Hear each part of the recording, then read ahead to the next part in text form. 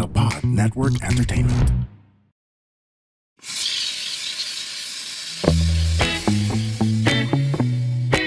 You're watching and listening to Now Steaming, where we dish out our hot takes as Chinoy millennials. I'm Stancy, and with me as always are my co-hosts and my collaborators. They are the co-creators of So Asian Comics, Kimberly Mas and Cedric Cheng.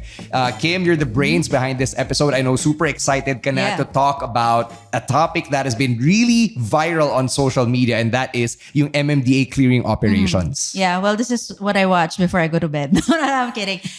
But it's something that we talked about last week, right? Me and Ced and you. And then I can't believe that we actually were able to get our guest to speak to us today on our pod. Yes, he's a very busy guy, someone that we were able to contact with the help of a good friend of the podcast, Tina Ryan from Magic 89.9. He is the head of the Special Operations Group of the MMDA. Please welcome to the podcast, Mr. Gabriel Go. Sir Gab, thank you so much for joining us and making time for Now Steaming. It's an honor to be here, actually, and I'm very enthusiastic and very excited to start this because this is something new. So what are we waiting for? All right. I guess we have to start with your role at the MMDA. So when we say Special Operations Group, other than yung nakikita natin na nagva-viral sa TikTok, what does that really entail? Okay, when we talk about SOG or the Special Operations Group, it's basically a unit under MMDA that handles everything all throughout Metro Manila. So there are 16 cities and one municipality, I should say.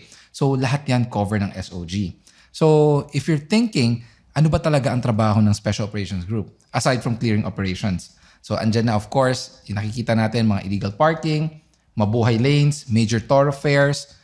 We also conduct mga clearing operations when it comes to 8888 complaints, which is Presidential Complaint Hotline. We also tackle mga PCRMU or the Public Concern Reaction Management Unit of the MMDA, which routes mga complaint coming from social media, Viber, Instagram, I don't know if probably TikTok also. Yung Twitter po ba active pa? Yeah, it's active. Okay. Active yung Twitter natin ng MMDA. So lahat ng social media concerns or even Gmails, lahat yan nire-route sa PCRMU. Then it's routed down to us, to the Special Operations Group. Now, para at least magkaroon ng more clear outlook ang mga tao, ang SOG kasi is a specialized unit. We have several units under MMDA which tackles flood control, flood mitigations, solid waste management. We have metro parkways. So there's a lot of things at hand for the agency itself. So aside from the traffic management, meron din kami mga tinatawag na district units. So for example, if you're in EDSA, EDSA has its own unit, which is the EDSA Special Traffic and Transport Zone. C5, there's C5. You go to Quezon Avenue, or let's say you go to somewhere in Quezon City, there's Seated 1, which is the Central Traffic Enforcement Division 1. So there are several units under it, but they are limited to their jurisdiction. So the C5 cannot go out to, let's say, Seated, or the EDSA cannot go to C5. Right. So unlike SOG or the Special Operations Group, lahat yan, cover namin. So we do illegal parking, illegal terminal operations, we do mga illegal loading, unloading operations, any obstruction all throughout Metro Manila. And aside from that, we also do yung sidewalk clearing operation. So I'm pretty sure ito yung pinaka-trending yung SCOG, di ba? Yeah. So just to clarify also, the unit that I'm handling is SOG, which is Special Operations Group. Ang SCOG naman, it's short for Sidewalk Clearing Operations Group.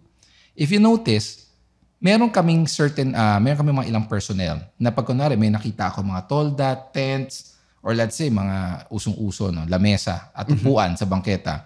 Tinatawag ko, skog, kunin niyo yung lamesa. So, sila yung personnel who handles confiscation or removal of any obstruction, not only on the sidewalk, but also on the street. Right. Kasi remember, mga sasakyan, towing. Ang mga gamit, it does not have any plate numbers or license plate. Yes. Yan. Yeah, so which makes me really curious, Sir Gab, kasi doing all of this, you're really passionate about what you do. But, I want to go back a little bit. Like, what was your background like growing up? I think a lot of people are curious. Like, was it something that you also envisioned working for MMDA? Like, was it something na you dreamed of when you were little? Well, actually, matatawa kayo. Magugulat kayo. When I was little, ang pangarap ko or my dream was to be an astronaut. Okay, I can relate. Okay. That's Yeah. Ako rin, nung bata ko. NASA? Diba? Yes. Yeah, NASA. Imagine no, going out to space, di ba? Walang traffic dun. Walang traffic. Walang clearing operation doon, di ba? But seriously, that was my ultimate goal nung bata ako. Yeah. Pero as I grow old, nag-iba syempre. So, my background when it comes to my collegiate or my college studies, I took up consular and diplomatic affairs sa De La Salle College of St. Benilde. So, yung mga taga Benilde dyan, ha? Benilde. Animo. Outnumbered ako dito. Tatlo kayo.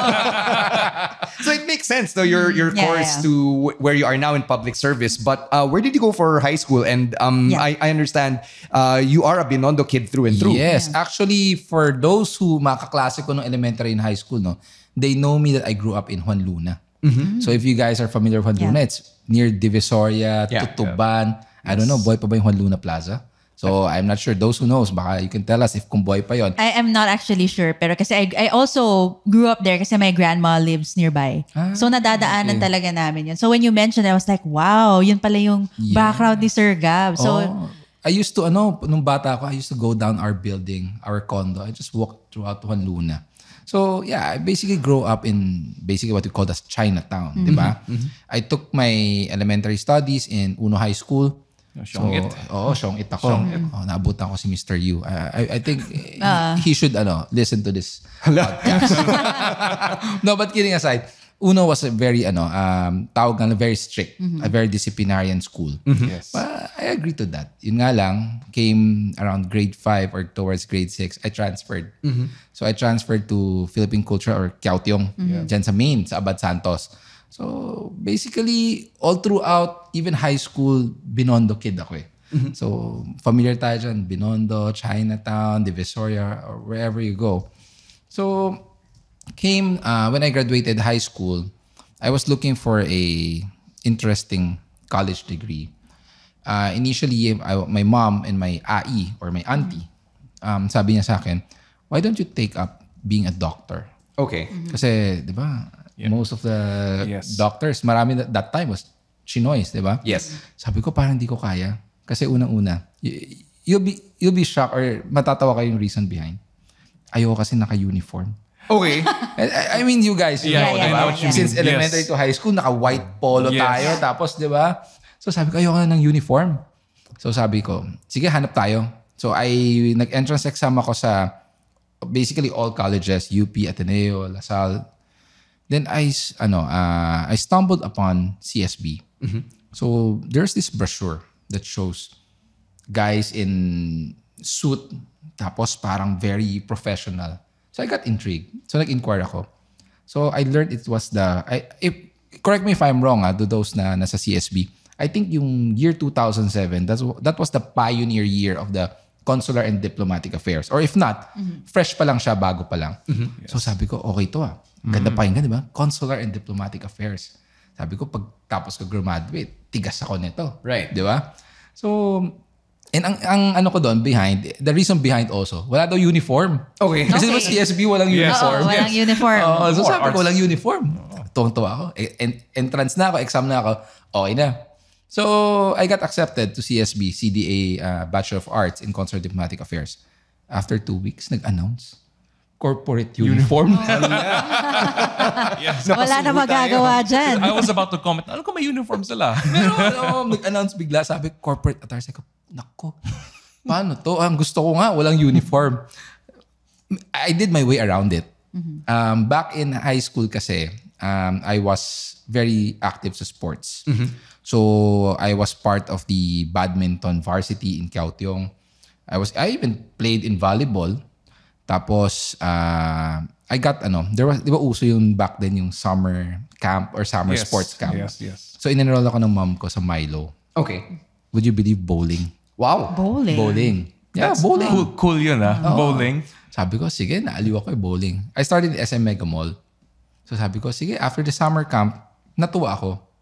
So yung naging coach ko back then, sabi niya, why don't you try out to be part of the national youth pool back then? Sabi ko, sige, why not? Let's give it a try. So the rest was history. I was part of the national youth training pool. I was part of the different bowling associations back in high school and towards hanggang college. So naging escape path ko yun. Kasi athlete. So hindi ko Right. kailangan mag-uniform lagi. Wow. That's smart, huh? Yeah. A very long way around the uniform thing. But you made it work. Yeah. Here's something I'm curious about, Sir Gab. Na-mention nyo, Binondo kid through and Yeah. through. You Yes. went to Uno, you went to Kiaotiong. As you said, medyo rigid yung environment, right? But one thing that yung Chinoys from our generation are known for is we were raised na, medyo umiwas tayo sa government and public service kasi allergic dyan yung older generation hindi tayo kikita dyan or hindi safe keso may problem or Yeah. whatever. How did you find your way into this world when our parents probably would have wanted that not for us? I mean, they wanted you to be a doctor to begin with. My mom should be listening to this. Okay. But anyway, well, actually, I never forecast it or I never foreseen it na I'll be in government service. Why? Because, as I said, I took up consular diplomatic affairs. When I graduated, my first job was with an NGO, a non-governmental organization. So I was the corporate communications officer of this foundation. So sabi ko, nakakatuwa because it opened my eyes to doing corporate social responsibility. It's totally different. Yes. Imagine you'll be helping those less fortunate people. Na every Christmas, you'll be providing them with this, I can't remember it correctly, pero Christmas bag of goodies, something Yes, like that. yes, yes. So may program na ganun. So naaliw ako. So I started with NGO until such time na I transferred. Siguro about a year with the first job. I transferred to another NGO pa rin. NGO pa rin, Foundation yes. pa rin. Ang nangyari, one day, I was about to, yung parang project nila was to give back 1 hour of your salary to children. So sabi ko, it's a very good project. In fairness, di ba? An hour of, let's say, for example, 500 employees, an hour, bibigay mo, i-give back mo. So maganda. It's just that, dumating ako sa point na sabi ko, parang nahihirapan ako kasi I have several bosses na hindi rin sila nagkakasundo. So ako naiipit sa gitna. Then aside from that, parang sabi ko, hindi nagiging worth it yung effort. Why? Being Chinoy, or we were raised in a Chinese family, di ba? So parang we're lucky enough na we don't have to, to struggle with commuting with the jeepneys every day. I've tried riding the jeepney, don't get me wrong. Pero hindi kailangan yung araw-araw yung struggle na nakikita natin sa kalsada. Yes. So sabi ko, parang hindi worth it. Papasok ako, this certain salary, I have to pay for my food, I have to pay for my gas, I have to pay for my parking and everything. So sabi ng mom ko, sabi niya, maybe you just want to come and handle the family business. So we had a family business. We were into fabrics. So we import the fabrics, then we manufacture them here locally sa mga undergarments. So nagtatahi kami ng undergarments. So sabi ko, sige, I'll help you guys out. But at the same time, I want to establish my own business. Mahilig ako sa kotse. I'm pretty sure you guys are somewhat into cars also. So nag-umpisa ako na yung passion ko sa kotse. Since little, I was so into cars. Imagine, siguro, I was 18 pa lang. I have a driver's license na. Tinatakas ko ng kotse. Pero may lisensya ako, guys. Also, may lisensya ako. So, yung passion ko sa kotse, napasok ko doon sa gusto kong negosyo. So, I started importing mga car parts. I started small. We worked doon sa office lang namin na sa taas patahian, sa baba was like 3 or 2 car garage. Yes. So I started working with cars. So we modify bumpers, interiors, rims, brakes, and everything. Until one day, came 2019. I started the business by 2015, mga ganon.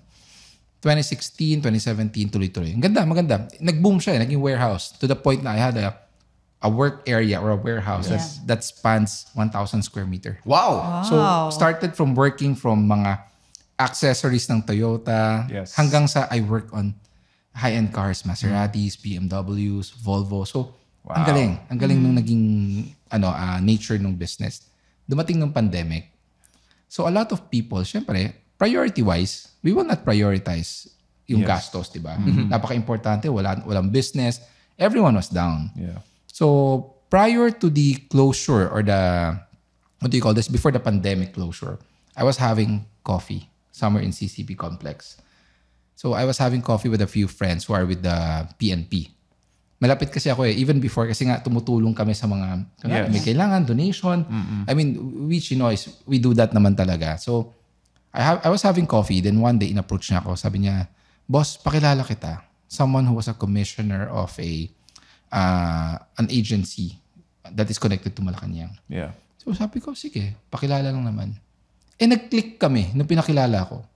So sabi niya sa akin, pare, why don't you come and join me as a consultant muna? Kasi sabi ko, parang hindi ko yata nakikita yung sarili ko in government. Sabi niya, consultant ka na lang muna. At the same time, ang hahawakan mo, yung pagbibigay ng tulong. Sabi ko, sige, let's give it a try.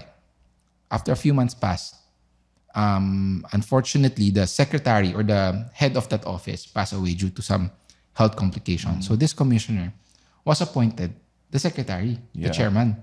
So since nandun ako sa kanya, naging kaibigan ko na rin. Sabi niya, huwag ka na mag-consultant. Mag-executive assistant ka na lang. Yeah. So I joined as an executive assistant. Pero ito nakakatawa. Nandun ako, tinapos ko yung term ko until 2022. Pero would you believe, I did not get my salary? Not because may problema. I chose not to get it. What's that? You know why? Why? Kasi ang nakita ko dun sa, sa agency or ginagawa, tumutulong ako eh. So instead of getting my salary, which is, I know it's not that big naman, pero I chose to just iwan na lang natin. Kasi ang hinahandle ko tulong eh. And hindi naman sa pagmamayabang, but we have a business naman. So sabi ko, kasi nga, hindi ko nakikita yung sarili ko sa government. Yes. That's why sabi ko, hindi na, sige, okay lang, tulong na lang ako. I'm happy na I'm connected, then I was able to help. Okay na ako, masaya na ako. Then, pandemic came, I also came down because co-terminus ako eh. So, nagkaroon ng campaign and everything. Hanggang sa one day, after the campaign period, someone approached me from MMDA. Sabi niya, do you want to continue government service? Sabi ko, pwede naman. It's just that I don't know where, what agency. Sabi niya sa akin, why don't you join me sa MMDA as a deputy of operations? Sabi ko, parang hindi ko alam kung okay. Kasi I have nothing, I don't even know kung how to handle traffic situations. Although I have a background because CDA, international law di ba? So it's easy for us to get into mga legal stuff. Yes. So sabi ko, sige, try lang natin. Ang astig. Di ba? Sabi ko, astig to. So I tried, I joined. Hanggang, the rest is history. Yeah. Nagtuloy-tuloy na. Nagtuloy-tuloy ako hanggang sa where I am right now. And I think it's just that yung experience ko on the road or actual experience, it molded me na yung passion sa pagtulong na divert natin sa passion into implementation. Kasi at the same time, we're helping people also. Helping people to clean the roads. Lahat tayo gusto natin pagbabago, di ba? So, what's wrong? Ano nakikita natin? Bakit walang nagbabago? So, doon ko nakita na ang problema, hindi lang implementation. The problem is re-education and also may pagkukulang sa information. Okay. Di ba? Yeah.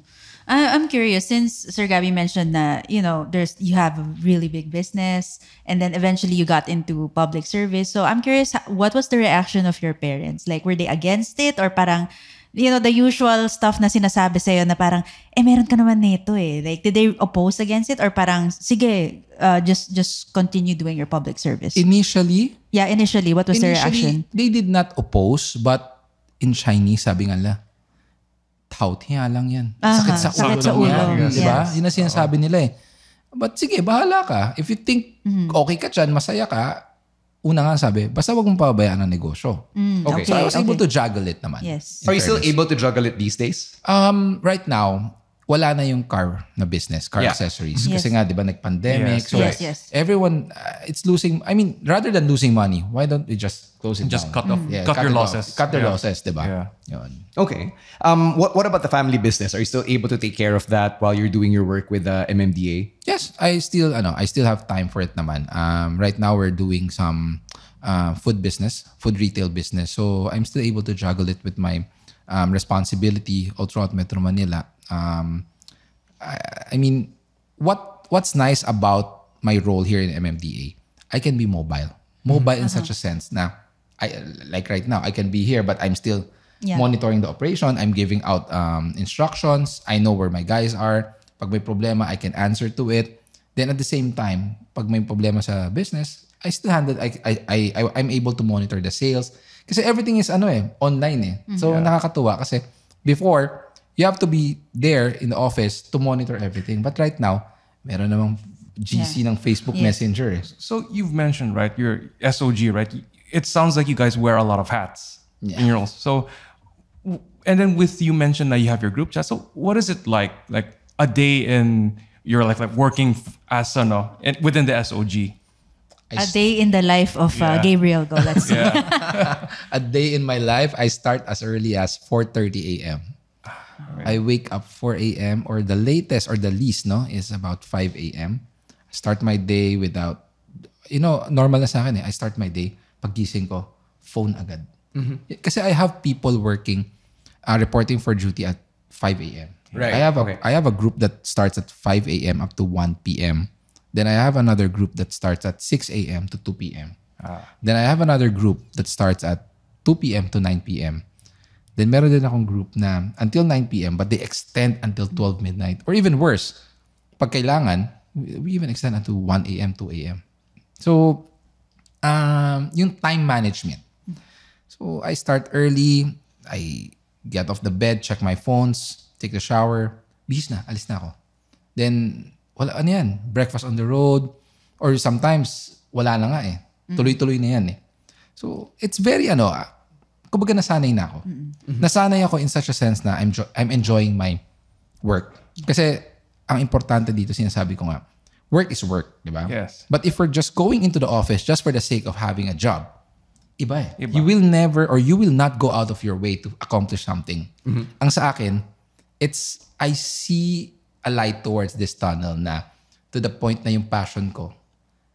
Siguro over pero I see that we can change yung mga problema natin sa kalsada. So that pushes me to go beyond the... But while you started this job, right? What did the idea of having like the videos, was it like something you've had early on when you just had the job, or was it something you just thought of later on? Like how did that idea came to be? Well, even before I assumed this post, there are a lot of videos going online already na mga clearing operations. There's other vloggers who vlog yung mga clearing operations. So ako naman, personally, hindi ako ma-media na tao. Yeah. I don't really like back then. Sabi ko nga, we can work without cameras, which is totoo naman eh. Di ba? Yes. It's just that in this current scenario, current world, kumbaga we are in a highly technological advanced world. Everything is on social media. So tapos na yung mga days where newspapers are the mainstream media, di ba? Yeah, yes. But meron pa rin naman. So sabi ko, sige, it's more on letting people know or letting people see what we are doing. So sabi ko, one day, ito nga, yung sa TikTok yan eh. Sabi ko, I have a TikTok account na naka-private. So sabi ko, one day, sabi ko, sige nga, cut nga natin. Kasi there's a vlogger who vlogs our operation. Si Dadako. Yeah. So sabi ko, sige nga, subukan ko i-cut yung video niya. I'll just post it. Kasi I just want people to know na bawal pala yung mga gantong scenarios. So I posted it. Pag-post ko, pinpublic ko na yung TikTok ko and everything. Nagulat ako. Nagna-notify sa phone ko. Commented, like, shared. Sabi ko, ano nangyari? Ako hindi ko naman pinansin. Kasi I'm in the office, I'm in the field eh. Kasi bahala siya. Pag-uwi ko ng gabi, 500,000 views. Then like thousands of comments. Then people were like, sir, ang galing ginagawa mo. Maybe you should post more so that we can get re-educated. So sabi ko, nung una sabi ko, mamaya sabihin nyo, pasikat lang to eh. So hesitant ako. Hanggang sa may mga kumausap din sa akin, sabi niya, pare, why not try? I mean, iba kasi yung approach mo eh. Di ba? You approach people and violators diplomatically. And at the same time, you don't just implement and apprehend eh. Yeah. Hinuhuli mo, but at the same time, you explain to them. Then, alam mo yung to the point na sila na yung, teka lang parang mali ah. So sabi ko, sige, try lang natin. So once a day, one video, or minsan during weekends lang. Ang una nga sabi ko, weekends lang. Hanggang sa people keep on demanding, sir, more. Sabi ko, Oh, ayan na, the rest is history. Do you have I'm curious, do you have a team like clipping out your videos right now? Wala. Because there's a lot, or ikaw lang talaga Ako lang gumawa. But who's the one taking the videos? Kasi you're the one in the videos, diba? Like, I watched the one na you were, nag-English kayo kasi Englishero yung kausap nyo. So it was very calm, and then you can tell na parang they were trying to be all intimidating kasi, Englishero ako and I've been doing this since 2006 or whatever, and you were just meeting them head on but in a very level-headed way. So, sino yung nagvi-video nun? Like, is there someone in your team na naka-assign? Yan ba yun? You cannot just come here and implement Yes. the law. Yes. Well, si dada ko. Siya lang talaga? Isa lang talaga. Okay. He is a YouTube vlogger who started his channel as food reviews and travel vlogs. Mag-asawa sila eh. Yeah. Si dada ko and sweetie ko. So if you notice his early videos, puro mga food reviews yan. Tapos they travel a lot. They're a couple who is retired. Na they're enjoying their retirement here in the Philippines, enjoying everything. Then one day, nung pandemic, naisip niya na parang, bakit wala akong magawa eh? Why don't we just vlog and everything, di ba? So doon siya nag-umpisa. But nakapag-cover na siya before sa operation ng MMDA, which was the previous, siguro mga 2 terms or 2 heads or commanders ago. So siya yung nag-cover nun. So sabi niya one day, sabi niya sa akin, Sir, pwede po bang sumama? Initially naman kasi, sabi ko, sino ba to? Sasabi ng mga tao ko, Sir, si ganito yan, si dada ko yan. Siya yung nagko-cover ganyan, pinakita sa akin. Okay. O sige, wala namang problema. Pero ang initial ko, paalam mo na ako sa office. Diba? So, okay naman sa kanila. There's nothing wrong with it. So, sabi ko, sige, why don't you join us? Ang maganda pa dito, it's not just about a relationship of he being a vlogger and me being the head of operation. Ang galing ng connection. Yung wavelength namin, parang same wavelength kami na naging magkaibigan na rin kami. Okay. Is he the one also talking behind the videos? Minsan, siya na nga yung nagsasabi, uy, ito bawal. Yes. Ganito. So, he also is Siya parang aware na rin. narrator. Oo. Oo. Siya na rin yung nagda-narrate. Actually, sabi nga niya, sa kakasama ko sa'yo, natututo na rin ako kung ano yung mga bawal saka pwede. Yan. So siya na rin yung nagsasabi na, kunwari, illegal parking violation to, etc., etc., or this is an obstruction of whatever. Yes. Meron siya minsan yung mga clippings na comment. Ito, nire-raker na to, tinutow na kasi nakaparada siya sa ganito. So, nagiging na rin siya eh. Kumbaga, nagiging aware na siya sa operation as a whole. So since going viral, you've been doing these interviews on shows like Unang Hirit or on the other morning shows. And syempre, you've made a footprint online. Are you more recognizable now on a day-to-day basis, or can you still go out ng incognito kayo?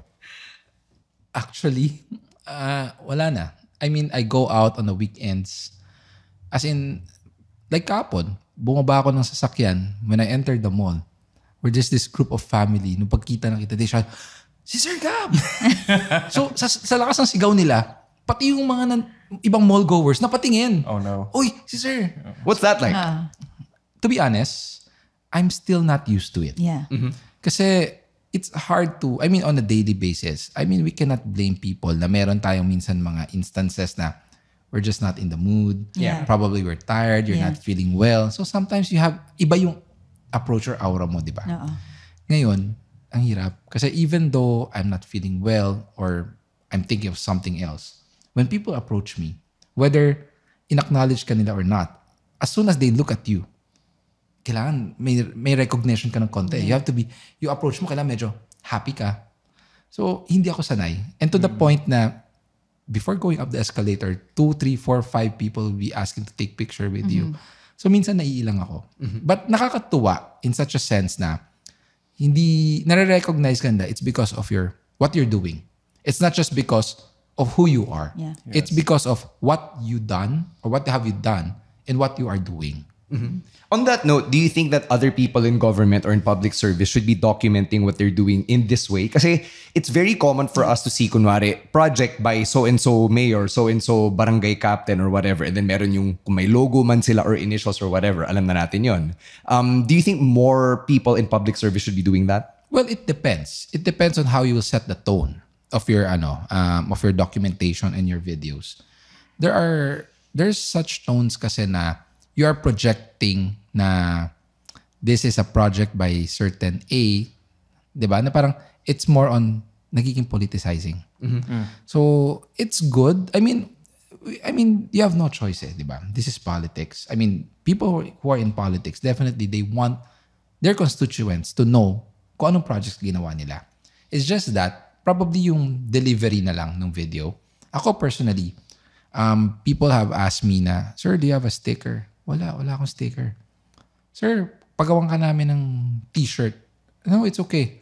Ang importante sa akin, dapat may MMDA logo. Ang sa akin kasi, if you want to document projects or you want to document what you are doing, don't just portray it as your own. Yes. Yeah. Kasi like me, I'm under MMDA. So I will not take the credit for what we have done or what we are doing. It's always, this is an effort of the entire agency. It's just that I am the one who in the forefront who is implementing it. But at the end of the day, it's the effort of the entire agency. So I would say yes and no. Yes, because we need social media, we need documentations for people to be knowledgeable of what we are doing. No, in such a sense na it will depend on your delivery. And people know you as Gabgo, especially since like it's all over on social media, and especially yung last name, diba? It's a Chinoy surname, and I'm actually curious if people actually called you out while you're doing your clearing, pointed it out, or pointed it out Yeah.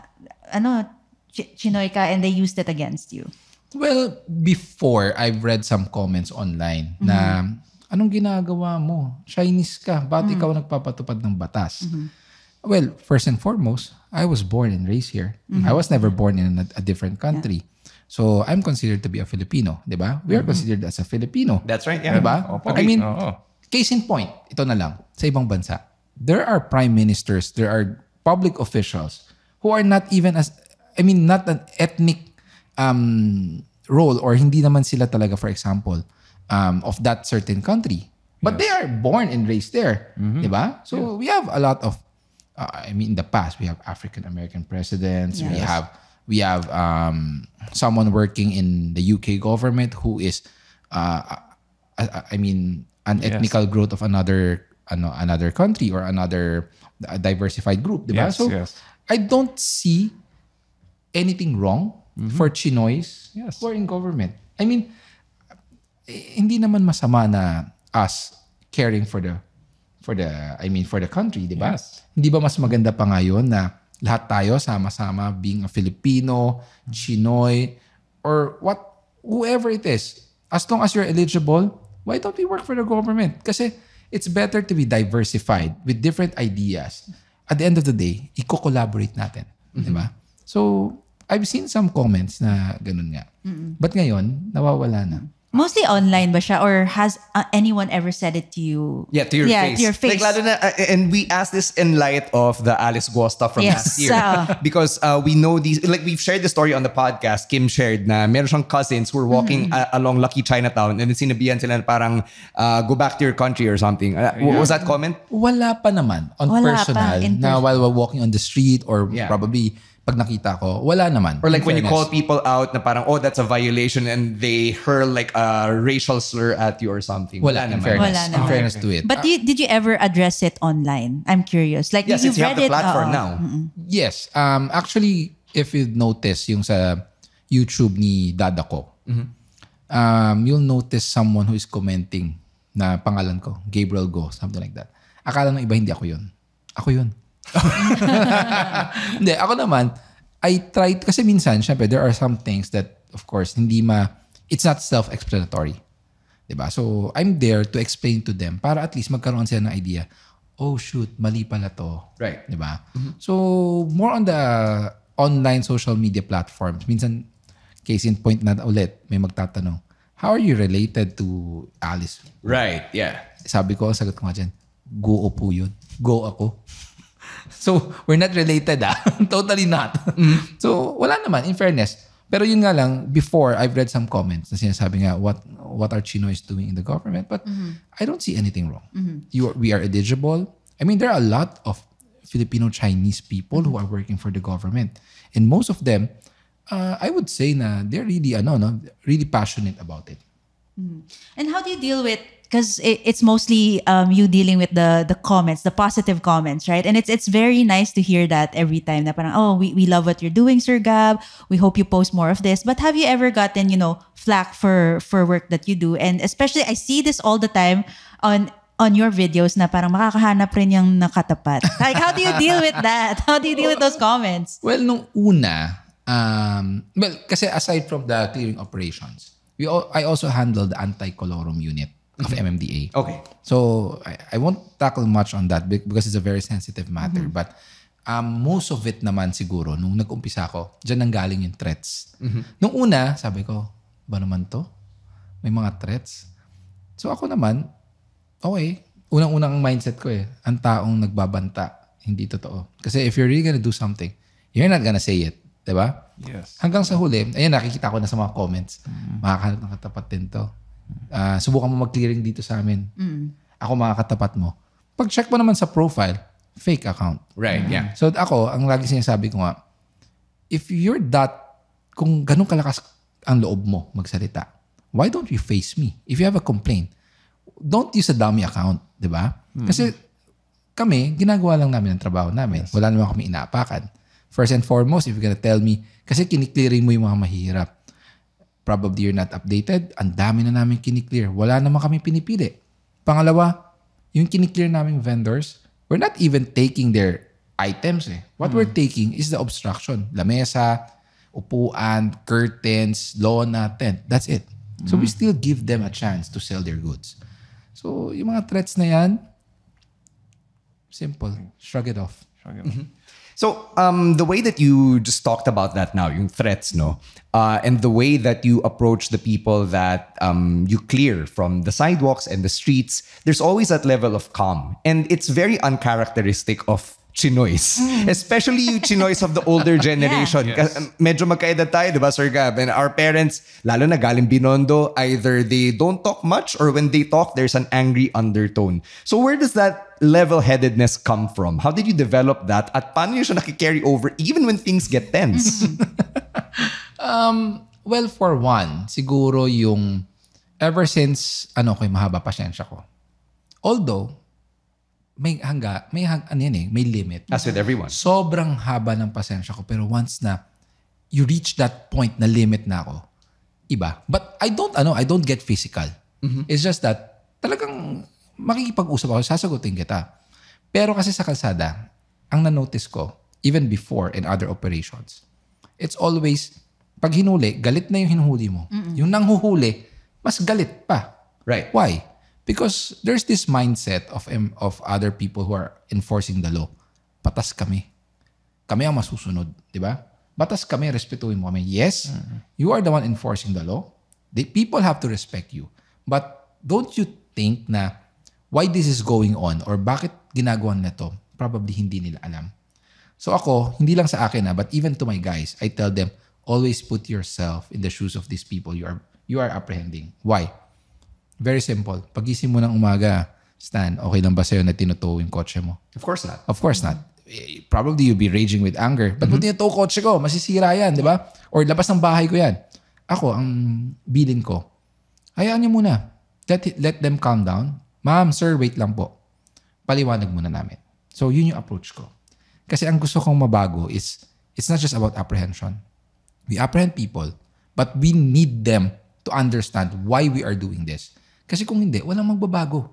We keep on issuing them ticket. At the end of the day, people will be like, kumikita lang kayo dahil sa kakaticket nyo . Di ba? Yung iba nga, mas masama pa sinasabi, may quota. Which is walang quota ang paninikit ng enforcer. So, yung pagiging calm namin, or pagiging calm ko is my way to let people understand and talk to them na, ito po ang violation, bakit ka namin hinuli, ito po ang bawal, ito ang batas. I hope you understand. That's why if you notice, marinig mo, sinasabi ko lagi, ma'am, pasensya na po. Sinasabi ng iba naman, ba't ka humihingi ng pasensya? Violator yan. Ang sa akin, tao pa rin yan. Yes. Diba? But diba, with so much with the videos, right? Yung ang daming mga obstructions sa streets and all that. Why is that? Is it because people like quote unquote lack discipline? Or does our urban planning have a role to play on why sometimes people have to do that in order to have a living? You're correct. Yeah. actually said because both ways we have a problem of urban planning. Why?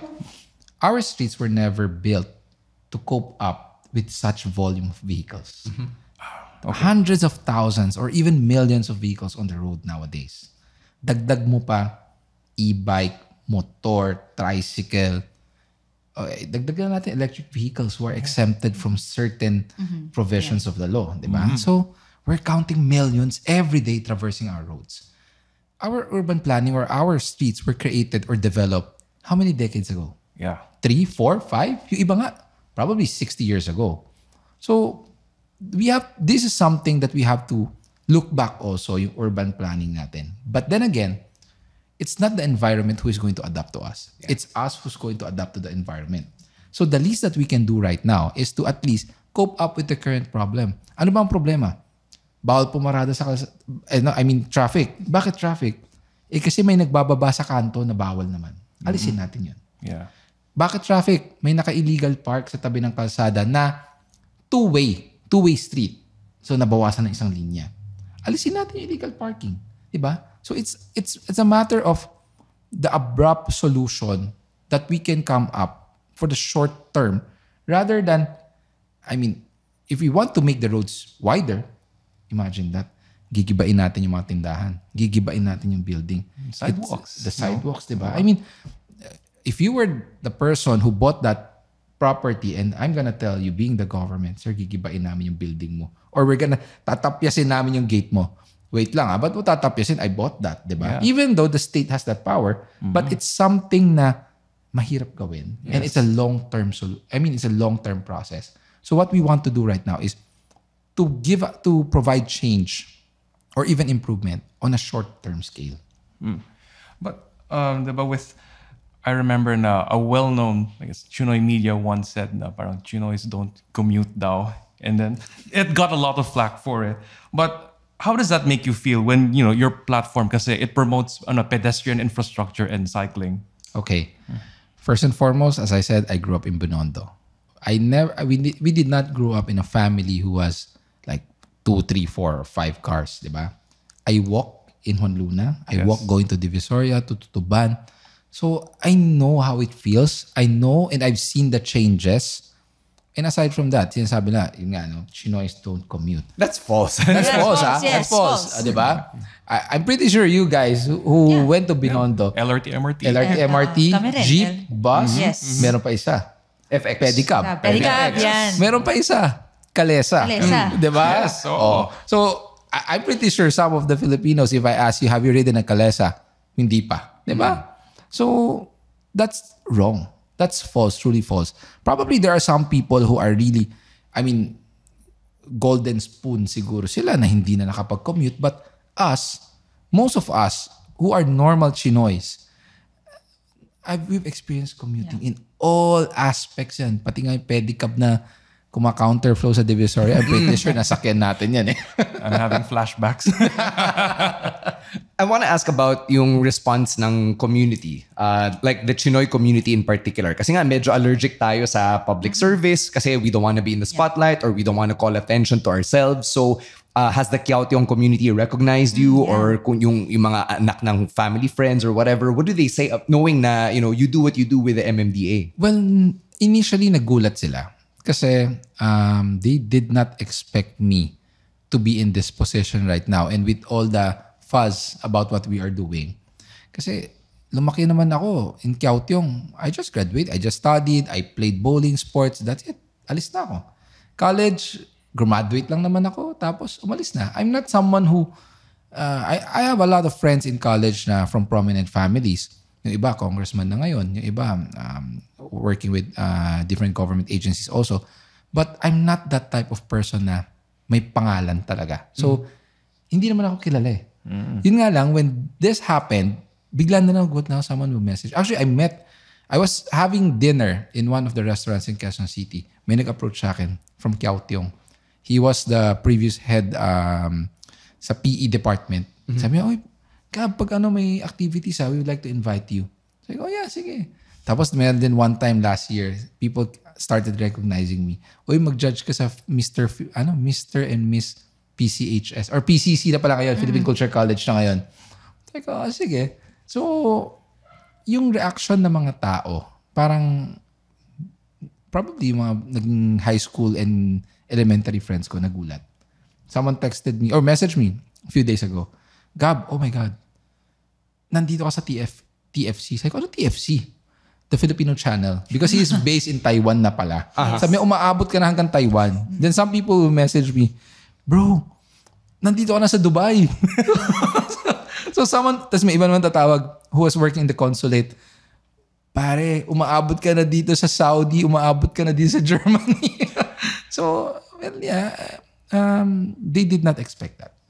Are you also aware na there's also a thing going around na parang gap, go, and chill? like apparently yung videos mo, they have, for a lot of people, they tend to have this ASMR quality to it na They really enjoy watching it and like, digesting it basically instead parang, of Netflix. Parang Marie Kondo but then sidewalks and clearance. Well, I've noticed some kasi people will tag me. Ano ito pa nakakatuwa? Siguro it's not the normal thing or norm for public or government employees to do this, no? Kasi personal ko rin yung TikTok ko and my Facebook. Yeah. And even my IG. Personal ko. I don't have a page. Yeah. People kept on telling me, pare, gawa ka ng page, gawa ka ng page. Sabi ko, hindi na. Hindi mo ako nagpapasikat eh. Okay na ako dyan. Hayaan nyo na yan. Let it be. So, minsan, pag tinatag ako ng tao or minimension ako, sumasagot ako. So, natutuwa sila. Nagugulat sila. There was even people, Gav, go and chill with my, yung alaga niyang, I don't know if it's, basta it's a cat na maganda yung lahi. Sabi, natuwa ako, pati yung pusa nanonood. So, tapos meron pa isa, nakakatuwa, yung dad and the 1-year-old or 2-year-old na baby. They were lying on the sofa. Pinicture ng mom, video. Pag gano'n niya, pag pan niya, video ko pinapanood. So, nakakatuwa. I mean, nung isang araw may nagsabi nga watching Gab go while having tinapay and coffee. What about your family, Sir Gab? Like, have they ever watched your videos and do they know how big it is right now na trending ka talaga? How do they react to that? Well, sa family ko, my mom, hindi naman siya social media savvy. So, ang pinapadala ko lang sa kanila minsan yung mga interviews ko sa GMA, coverage ng operation namin, ABS, TV5, or other networks. Pero yung mga TikTok, recently lang niya nalaman. Kasi, sabi nga ng mom ko sa akin kami nga, allergic magpa-picture sa'yo. Kasi sa nangyayari ngayon. Pero yung mga tao, pa-picture sa'yo. Do they get scared na parang, because of your exposure and because, sometimes these interactions do get heated, di ba? And then they're caught on camera. Do they get scared? Yeah. Minsan, pag kunwari after the heated conversation or pag napanood nila, kasi minsan live So, pag may coverage ng live, syempre pinapalabasan ng umaga. Pagdating ng hapon, makikita ko tumatawag na yung mom ko, kaya ai ko. Pagsagot ko, huwag ka masyadong mamaya, high blood din ka. Ganon. So, once, I get calls from them, na especially pag may napapansin or may nababalitaan silang ganon. And aside from that, some relatives will be sending them my video. So, magugulat sila, anong nangyari? Ba't muntik magkaroon ng dyan? Enkwentro, yung mga ganon. So, yeah, it gets scary kasi diba, familiar naman tayo sa mga articles or mga news reports na kunwari nagkainitan sa daan, then someone pulls a gun and then yun na. Well, first and foremost, that's why very diplomatic tayo because that's one thing that we don't want to happen. I've seen several instances where people who are doing the operations na, diba? I mean, 2 years ago, may binugbog na enforcers namin. Merong enforcer na sinuntok. Well, actually, last year, I had an enforcer who was punched while doing our operation. So, ang nangyayari kasi, walang nagiging action Pag kunwari, nasaktan yung enforcer, we do a report, that's it. Ako, ang ginawa ko, no last time na sinuntok enforcer ko, pinamedia ko. Why? It's not because I want to show na siga kami. I want to show na batas yung enforcer is enforcing the law. So, once na sinaktan mo, ikaw din may pananagutan ka sa batas. So, it's just that I want to show people na magkaroon tayo ng fear. Kasi, I mean, sad reality. People nowadays are not even afraid of the law. Diba? Simple traffic rules and regulations, hindi na natin sinusunod. Pag may humuli sa'yo, yung hinuhuli pa yung matapang eh. So what we are trying to implement here is not just because there are rules and regulations. It's about, three basic implementations ang ginagawa ko dyan. 1, discipline. 2, consideration. Not consideration pag nahuhuli ka. Consideration to the people who are using the road also. Yes. And last, being sensitive. You know why sensitive?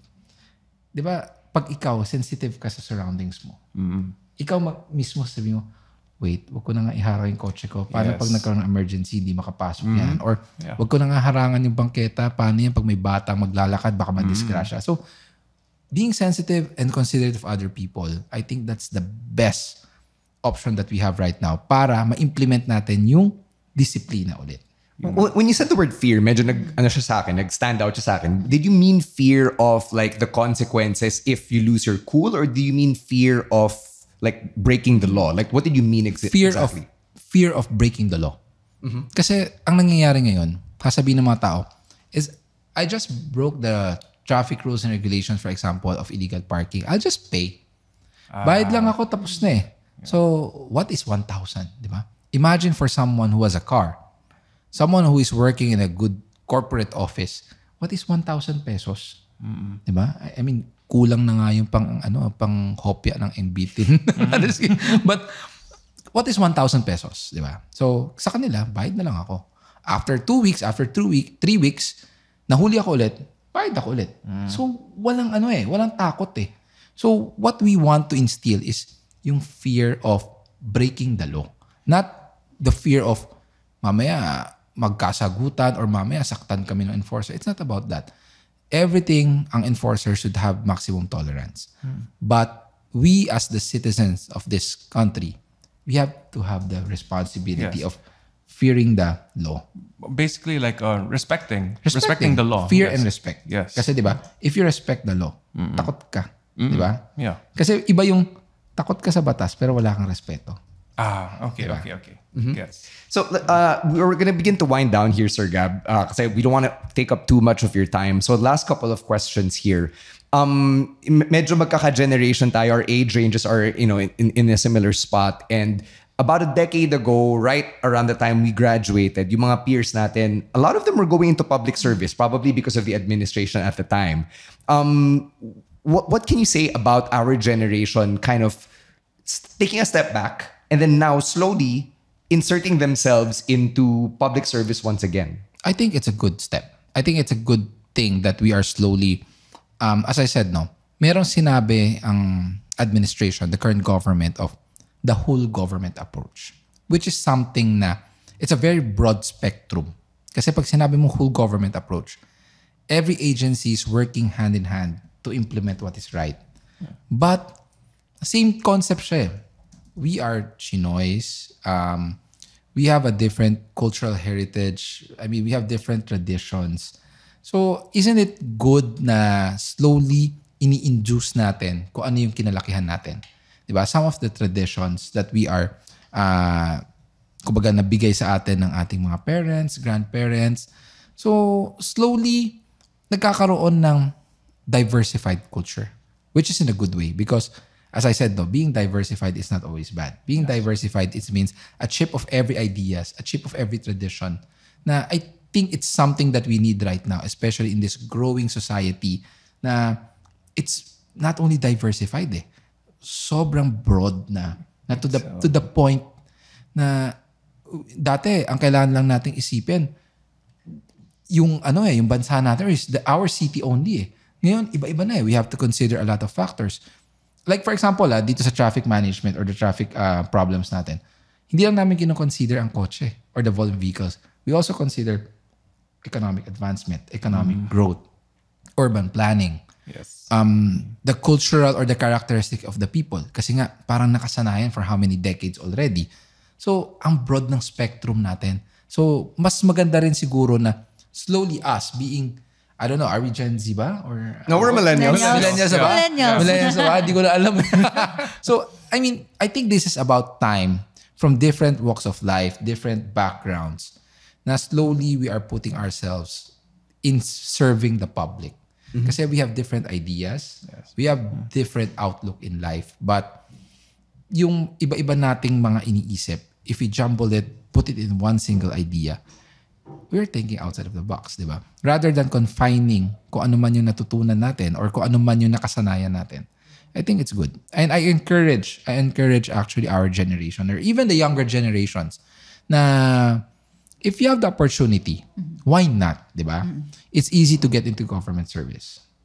One, if you want to get a permanent government position, just take the civil service exam. Di ba? Qualify yourself, join the government, instead of, don't take this against me, but do something rather than keep on complaining and you're not doing anything. Be part of the solution rather than being part of the problem. We keep on complaining, sasabihin, wala namang ginagawa ang gobyerno, walang ginagawa yung ganon. Huli kayo ng huli. But ask yourself, ikaw ba, anong ginagawa mo? Di ba? If you think that, kaya nga minsan may nahuli ako sinasabi sa akin, yung batas nyo ba dumaan sa ganito yan? Dapat you have a public consultation, etc., etc. Ang sagot ko nga sa kanya, sir, if you have that idea, why don't you join the government? Probably you can contribute and come up with a resolution for the Metro Manila Council. That's not, I'm not being sarcastic to him because in fairness to that guy, he knows what he is talking. So sabi ko, why not? Diba? It's just that, mali lang yung pamamaraan ng delivery niya sa akin. So, I encourage us, the younger generation, not only the Chinoys, but also everyone. If you think you have the idea, you have the capacity, qualify yourself. Join the government. Diba? Let's, hand in hand, this is the only country that we have right now. Diba? Dito lang uuwian natin. If we don't come up with a collaborative effort to fix things, who will do it? And when will we do it? I think that's a fitting way to end the podcast, fitting message to end on, especially for all of us, whether or not we're actively considering a career or a journey into public service. So, Sir Gab, as we close out this episode, where can our listeners and viewers follow you? Kung gusto nila ng pang ASMR, yung mga clearing ops videos nyo. Well, for one, you can follow me on my TikTok. I only have one TikTok account, which is Gabriel Go 88. That's my only TikTok. Very Chinese, no? 88. Yeah, because I was born in the year 1988. Very lucky. Year of the Dragon. Dragon baby. So I only have one TikTok account. I've seen several TikTok accounts using my profile, but I only have one, which is, that's the most active naman mapapansin nyo. Then on my Facebook, it's Gabriel Go. I only have one official account, which is my personal account also. It's just that kung meron man kayong message, baka hindi ko mapansin because sa dami, hindi ko na na-open lahat. So, yun lang naman. And other than that, if you want to see our operations, our projects, or what we are doing as an agency as a whole, follow our social media pages, which is MMDA, one official page. We are also on TikTok. MMDA is also on Viber. So, yeah. Lahat naman, meron kami sa mga social media channels. Or kung gusto nyo makita live, mag-illegal parking kayo. Sure, makikita niyo. Maging kamote kayo. May free showing Alam mo ba may ganon? Nagpahuli. Really? Nagpahuli siya. Alam Ang ginawa niya, nagmotor siya ng walang helmet. Pero Galing. bahay niya nandun na sa kanto. So sabi ko, teka lang, wala kang helmet. Sir, talagang nagmotor ako, nagmadali ako para lang makapagka-picture. Sir, may violation ka. Okay lang, basta may pictures. Ayan ang kamote. So guys, don't do that. Yes. If you want to ask for a picture, make sure you follow the rules and regulations. Follow traffic rules. It's not only for huhuli namin kayo. Huwag nyo sayangin yung oras ng MMDA. Hindi, it's also safety. Yes. Natin lahat. All right. As for us naman, you can follow the show at Now Steaming Podcast on Facebook and Instagram. Individually, for me, it is @_Stancy for all of my work. Yeah, it's at Kimberly Mass for me, and for both of us, it's at So Asian Comics. I would also like to plug in our writer, Ranel. Thank you so much for helping us That's out right. with the Shout out to outline. Ranel Yep. Cheng, who comes up with these outlines Yes. for our episodes. And for me personally, on Instagram, it's Cedric C. Cheng. All right. And on this note, thank you so much to Sir Gabriel Go for joining us once again and sharing all of these insights about his work with the MMDA Special Operations Group. And we'd like to leave you with one final note at the end of this podcast na hindi lahat ng Chinoy Umiiwas sa public service. Thank you for listening to Now Steaming. Now Steaming is hosted by Stan C, Kimberly Mas, and Cedric Cheng. Ranel Cheng is our writer and researcher. Our show is produced, mixed, edited, and mastered by the Pod Network.